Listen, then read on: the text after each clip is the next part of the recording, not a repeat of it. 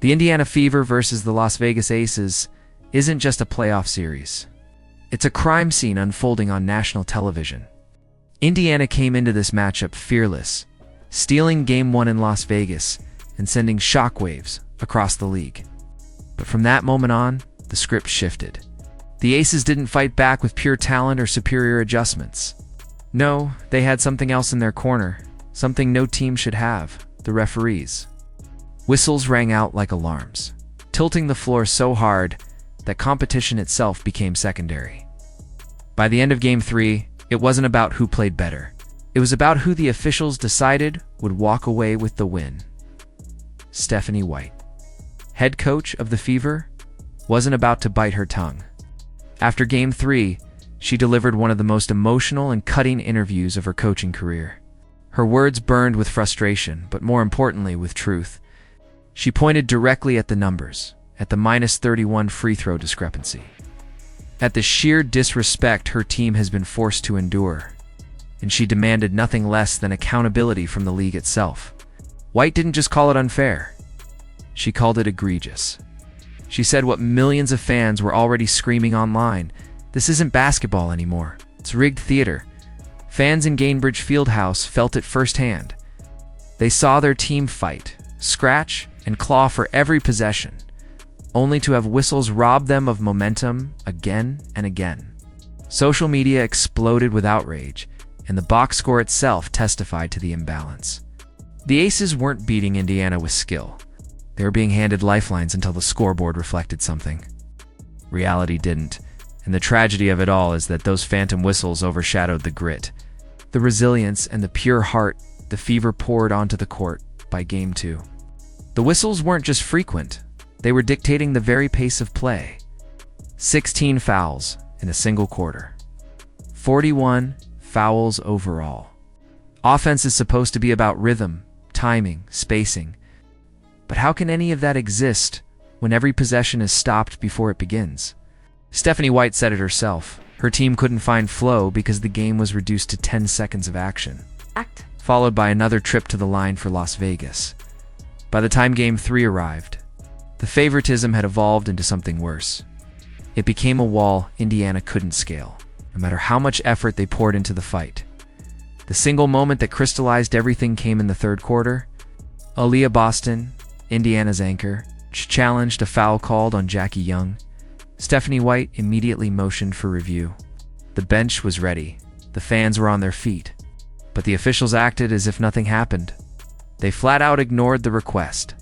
Seconds later, Chelsea Gray buried a three-pointer. Just like that, Indiana's hard-earned lead was ripped away.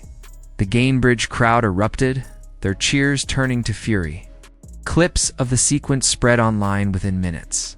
Analysts broke it down frame by frame, pointing to that exact moment as proof of a rigged game. And yet, Indiana didn't fold. Most teams would have. Most teams would have muttered about unfairness and let the game slip away. But not the Fever. They fought. And the embodiment of that defiance was Lexi Hull. Hull shouldn't have even been on the floor. After injuring her back in Game 1, she was listed as questionable, her movement stiff, her availability uncertain. But when her number was called, she didn't just log minutes. She played the game of her life. 16 points, 10 rebounds, 4 assists, 2 blocks, a steal, 6 of 10 shooting, including 3 massive three-pointers. Each one was a jolt of life that kept Indiana alive whenever Vegas threatened to pull away. Meanwhile, on the other side, the so-called MVP of the league was crumbling. A'ja Wilson opened Game 3 with a confident three-pointer. It looked like a statement. Instead, it was her lone highlight for nearly 3 quarters. By halftime, she was 1 for 11. By the end of the night, she had 13 points on 20 attempts, 13 points on 20 shots. For any starter, that's dreadful. For a reigning MVP, it's embarrassing. She missed 11 straight shots at one point. Visibly rattled by Aaliyah Boston's defense, Boston deserves the credit here. She walled Wilson off, forced her into awkward angles, denied her the easy paint touches she thrives on. That's why Wilson floated out to mid-range, forcing bad shots. She wasn't dominating. She was neutralized. But instead of headlines celebrating Boston's defense, the narrative bent to protect Wilson. Outlets padded her inefficiency with talk of rebounds and blocks. Becky Hammon even complained that Wilson only shot one free throw in 38 minutes, conveniently ignoring the fact that Vegas has been swimming in free throws the entire series. Crying about not getting enough when you've already been gifted dozens is more than irony. It's insulting. Wilson didn't win that game. Jackie Young did, with 25 points and daggers that silenced Indiana rallies. Chelsea Gray did, with her steady 15. The referees did, with whistles that made sure Vegas never truly paid for Wilson's failures. That's why this Aces win feels hollow. It wasn't about dominance. It was about survival through favoritism, and that's why Stephanie White finally snapped. Her frustration wasn't just about Game 3. It was about everything leading up to it. About Caitlin Clark hammered with no whistles while opponents flopped their way to freebies. About Aaliyah Boston battling for position, only to be punished with phantom fouls. About Lexi Hull throwing her body on the line, only for her courage to be overshadowed by officiating. White's words weren't just venting. They were a demand for justice. She said the league needs a full-scale investigation, not a quiet apology. Not a private memo in actual. It's reckoning with the corruption poisoning the game.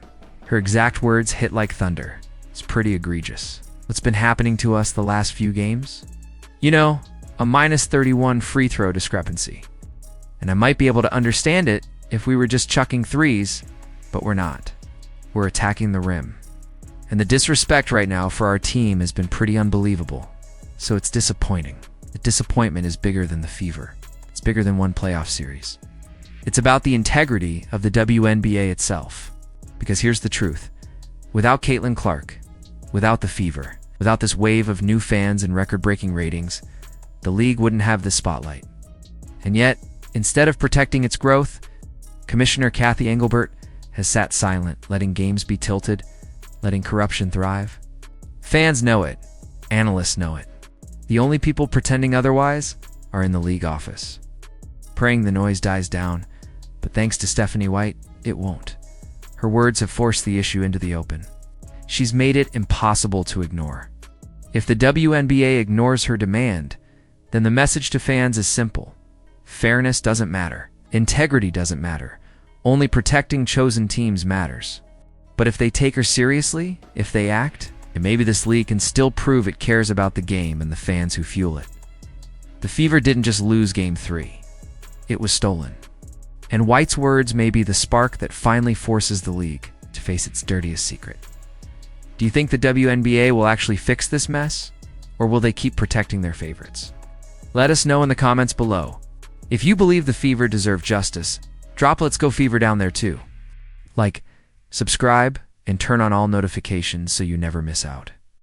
Watch closely, because the next game won't just decide a series, it might decide the future of the league itself.